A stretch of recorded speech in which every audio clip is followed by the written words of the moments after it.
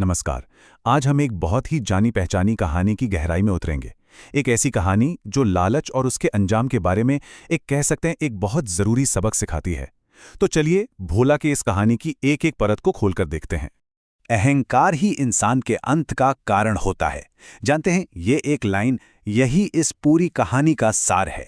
एक बहुत बड़ी चेतावनी कि कैसे इंसान का घमंड ही उसे ले डूबता है। और भोला की कहानी में हम ठीक यही होते हुए देखेंगे अपनी आंखों से। तो चलिए कहानी की शुरुआत करते हैं। पहला हिस्सा है चिंता की एक सर्दी। सब कुछ एक शांत सुंदर से गांव में शुरू होता है, पर बहुत जल्द ही हवा में एक डर, एक चिंता घुलने लगती है।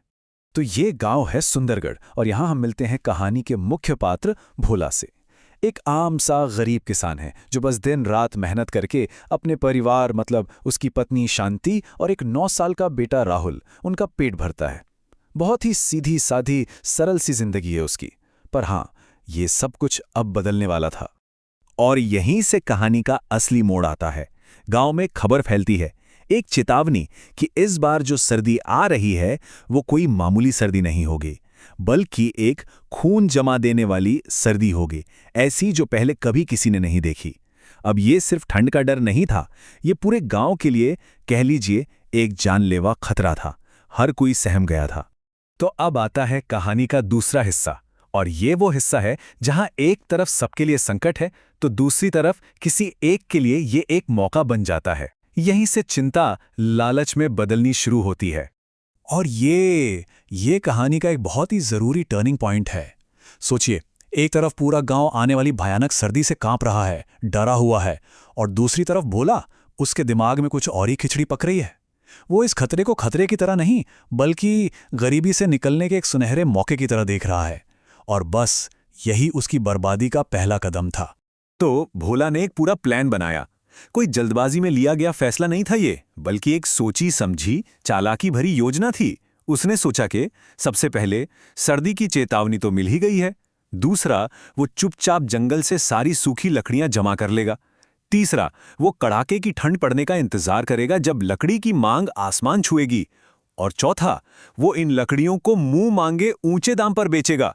मतलब अपने ही लोगों की मजबूरी का फायदा उठाने का पूरा ब्लूप्रिंट तैयार था। और उसकी ये चालाकी यहीं नहीं रुकी। जब उसके दोस्तों ने उसे इतनी लकड़ियां काटते देखा और पूछा, तो जानते हैं उसने क्या कहा? उसने कहा, अरे कुछ नहीं, मेरी पत्नी को तरह तरह के पकवान बनाने का शौक है, बस उसी के लिए है। जबकि सच्चाई तो ये थी कि वो बाद में बेचने के लिए सारा स्टॉक जमा कर रहा था। मतलब साफ है, उसका लालच अब उसे झूठ और धोखे के रास्ते पर ले जा चुका था। अब हम पहुंचते हैं कहानी के तीसरे हिस्से में। कहानी अब अपने क्लाइमैक्स की तरफ बढ़ रही है। एक ऐसा मोड़ जहां कुदरत कुछ ऐसा करती है और भोला कुछ ऐसा कहता है कि बस उसके भाग्य का फैसला हो जाता है। तो हुआ ये कि गांव वालों ने सोचा कि अब बहुत हुआ, हम खुद ही अपनी लकड़ियां जमा कर लेते हैं। लेकिन किस्मत देखिए, ठीक उसी रात जोरदार बारिश हुई। इतनी बारिश कि पूरे जंगल की लकड़ियां गीली हो गईं। अब क्या था, पूरे गांव में सिर्फ और सिर्फ भोला की जमा की हुई सूखी लकड़ियां ही बची थीं। वही एकमात्र सहारा थीं। और बस भोला को तो जैसे मुंह मांगी मुराद मिल गई। उसका लालच अब पूरी तरह से उस पर हावी हो चुका था। जो लकड़ी पहले वो 20 रुपए किलो के हिसाब से सोच रहा था, अब उसने सीधे दाम दोगुने कर दिए, 40 रुपए किलो। ये सिर्फ बिजनेस नहीं था, ये साफ साफ अपने ही लोगों की, अपने पड़ोसियों की मजबूरी का फायदा उठाना था। और इस लालच की मानवीय कीमत क्या थी? इसका एक दिल दहला देने वाला मंजर तब सामने आया जब एक बूढ़ी कांपती हुई औरत भोला के पास आई। उसने कहा, बेटा, ठंड से जान निकली जा रही है, थोड़ी सी लकड़ी दे दे। पैसे तो नहीं है मेरे पास, भगवान तेरा भला करेगा। उसे बस अपनी जान बचाने के लिए थोड़ी सी गर्मी चाहिए थी। अब सुनिए भोला का जवाब। उसने कहा, मुझे तुम्हारी मुफ्त की दुआएं नहीं चाहिए, पैसे हैं तो लकड़ी ले जाओ वरना चलती बनो। ये उसकी इंसानियत के खत्म होने का सबसे बड़ा सबूत था। उसका जवाब सिर्फ कठोर नहीं था, वो बेरहम था। लालच ने उसके अंदर की दया, करुणा सब कुछ मार दिया था। ये वो पॉइंट ऑफ नो रिटर्न था। और यहीं से शुरू होता है कहानी का चौथा हिस्सा, प्रतिशोध की आग। यहां से भोला का पतन शुरू होता है।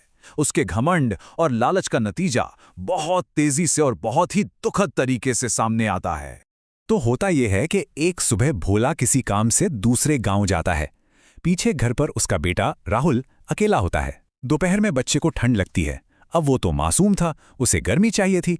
तो उसने क्या किया, लकड़ियों के उस विशाल ढेर में से सिर्फ एक लकड़ी निकाली और जला दी। और बस शाम होते होते एक छोटी सी चिंगारी उस पूरे सूखे लकड़ियों के ढेर में फैल गई और देखते ही देखते पूरा घर आग की लपटों में घिर गया। और सबसे दुखद बात जानते हैं क्या थी? पूरा गांव तमाशा देख रहा था। भोला का घर चल रहा था और कोई भी, एक भी इंसान उसे बुझाने के लिए आगे नहीं आया। क्यों? क्योंकि भोला की क्रूरता ने उन्हें उससे कोसों दूर कर दिया था। जब भोला ने उनकी मदद नहीं की तो आज वो भी चुप खड़े थे। उसने खुद को सबसे अलग कर लिया था और जब उसे मदद की जरूरत पड़ी तो वो अकेला खड़ा था। तो अब हम आते हैं कहानी के आखिरी हिस्से पर।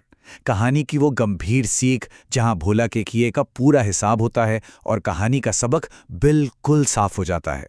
जब भोला वापस गांव लौटा तो उसने देखा कि उसका घर घर नहीं बल्कि राख का एक ढेर बन चुका है। और उसे पता चला कि उस आग में उसका इकलौता बेटा भी मारा गया। ये था उसके लालच का अंतिम सबसे विनाशकारी नतीजा।